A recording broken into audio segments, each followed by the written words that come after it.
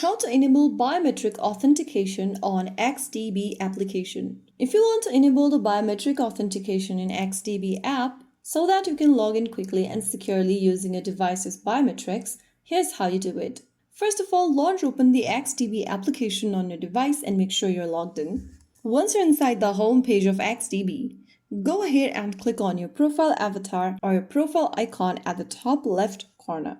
Now from the expanded menu, select Security. On the next page, select Biometric/passcode and click on the toggle button right next to passcode. Switch it on and create a new passcode for your account.